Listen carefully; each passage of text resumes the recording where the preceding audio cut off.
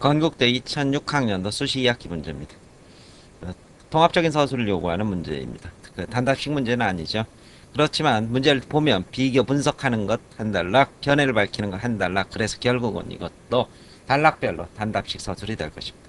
자, 이 문제는 기본적으로 발상과 사고의 전환을 요구하고 있습니다. 흔히 우리가 말하는 분노, 불안, 뭐 이러한 그쵸 역기능의 모습들이 우리 삶에 있어서 어떤 순기능을 할 수 있느냐 뭐 이런 것이 될 것입니다. 불안의 순기능 연세대에서 한번 출제가 됐었고 이번 건국대 문제에서는 분노가 인간에게 어떤 순기능을 줄 수 있느냐 이란 분노는 재심은 가에 따라서 이러한 적절한 표출이 파괴적 결과로 치닫도록 방치해서는 안 되지만은 오히려 현실에 있어서 화를 낼 줄 모르는 사람 선하게 살 줄도 모른다는 말을 현대적 해석 이렇게 얘기하고 있습니다.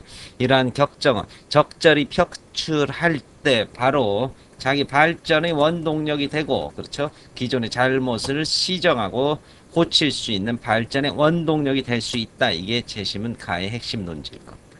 그렇지 않겠습니까? 이를 뭐 하라고 그랬습니까? 바로 이 발전의 원동력이 될 수 있다는 것을 참고하라고 그랬습니다. 그럼 자 이제 순전공을 보겠습니다. 순전공 무척 분노가 일었었겠죠. 그쵸? 자기 부인을 빼앗겼습니다. 하지만 이 분노를 직접 표출하기보다는 어떻게 했습니까? 바로 문학적인 승화를 하게 됩니다. 문학적인 승화. 분노의 문학적 승화는 그 문제를 해결하는 데 있어서 과연 무기력한 것인가? 그렇지 않을 겁니다. 직접적 표출이 분노와 충격을 일으킨다면 이러한 문학적 상황은 문제 해결을 위한 지속적 노력의 발판이 됩니다. 지속적 노력의 발판이 된다.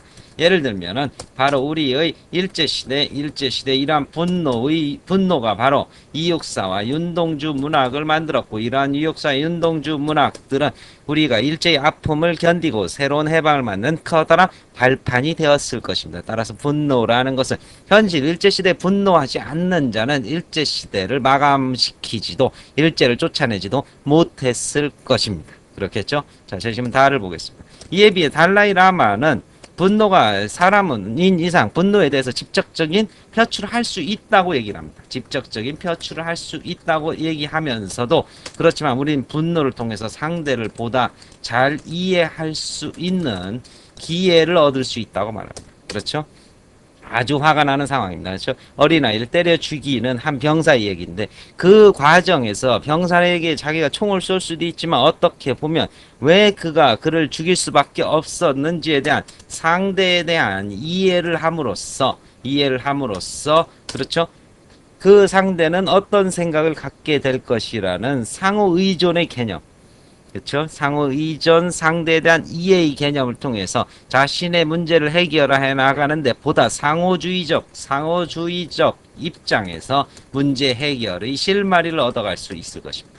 자, 이 말을 간단히 예를 들어보게 되면 어떤 인터뷰에서 이라크의 미군 병사가 사망을 했습니다.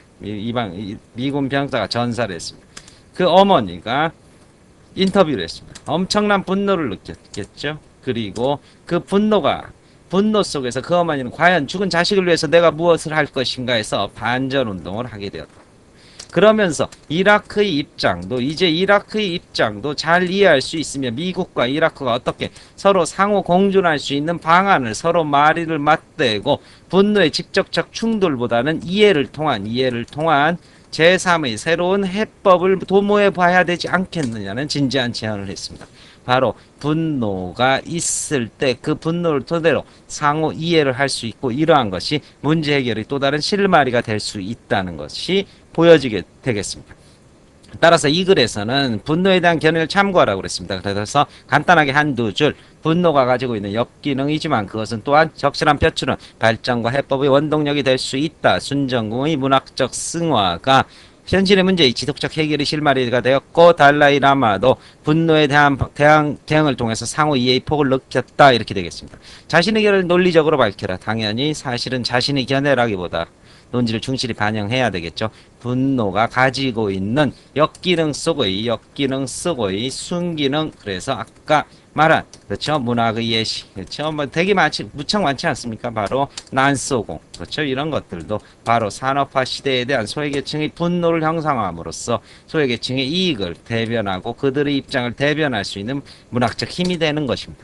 그리고 아까 이라크 미군 병사의 이야기, 이런 것들도 바로 저 2006년도 문제니까 뭐 당시는 안 되겠지만 이런 것들도 역시 이 문제의 후반부를 서술할 때 그 훌륭한 쓰기 재료가 될 거라고 봅니다. 설명 마치겠습니다.